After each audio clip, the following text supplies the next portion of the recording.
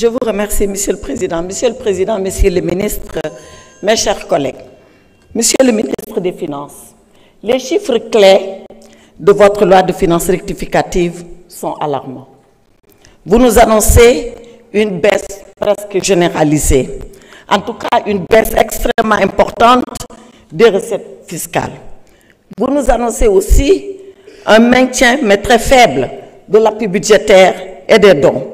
Et vous nous annoncez une augmentation du déficit loin et très loin des critères fixés par notre communauté qui est l'UEMOA.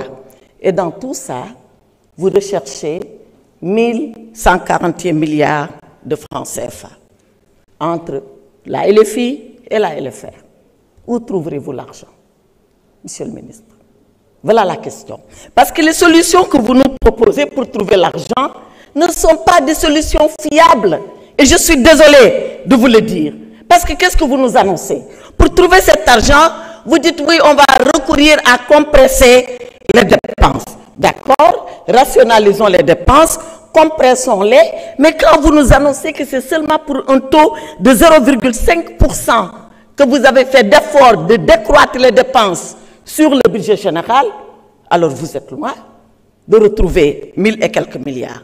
Vous nous dites oui, on va mobiliser les ressources. D'accord? Mobilisons les ressources, mais que vous nous dites, qu'est-ce que vous nous dites pour mobiliser les ressources?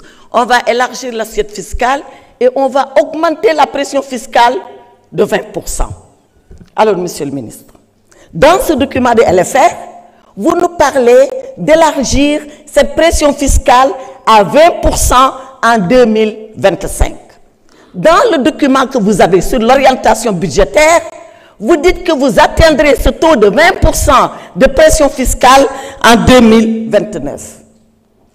Vous êtes un ministre des Finances qui a un vrai problème de chiffres. Je vous l'avais dit la dernière fois. Entre encore le taux de croissance que vous nous annonciez, non, le déficit budgétaire que vous nous annonciez à 3% en 2025 et à 3% en 2029 dans le plan Sénégal, le plan national de développement du Sénégal. Mais Monsieur le ministre, il faut revoir ces chiffres-là. Vous ne pouvez pas nous dire que la pression fiscale, elle va être de 20% en 2025 et annoncée dans le document qui suit, elle sera de 20% en 2029. Mettez cela en phase. C'est pour ça qu'on ne peut pas croire à ce que vous nous dites. Et toujours dans le sens de trouver des solutions, vous nous parlez de gestion prudente de la dette. Mon honorable collègue Dimo Soare a dit tout à l'heure que sur la dette, nous devons avoir une position nationale. Nous devons avoir une position nationale tout en nous disant la vérité. Et cette vérité-là, vous l'avez, Monsieur le ministre. Quand Abdou Mbow est venu ici à ce pupitre, vous avez eu une réaction presque de politique pour quelqu'un qui n'en fait pas, même si on vous encourage à le faire. Ne glissez pas sur ce terrain-là. Ne glissez pas sur ce terrain. Et vous l'avez dit vous-même, qu'ici au Sénégal, la tradition républicaine, c'est que les ministres des Finances en général, ceux-là qui s'occupent de finances en général, ne font pas de politique. Restez comme vous êtes. Et comme vous êtes, sortez les vrais chiffres. Ya fi nekkoon démb, ya fi ne tey. Wala loolu dañ ka fàtte. Ya fi nekkoon démb de. Quand on parle de ces chiffres-là, de notre temps, yow ya fi nekkoon. Te ya fi ne tey. Kon bok li xew yow xam nga ko. Li xew yow kenn du la ko nettali. Li xew yow kenn du ñu naan la dafa ñuul te fekk dafa weex. Moi, je ne nie pas qu'on s'est endetté. Je ne le nie pas parce que je suis comme cela, parce que je sais que les États marchent comme ça. Qui ne s'endette pas?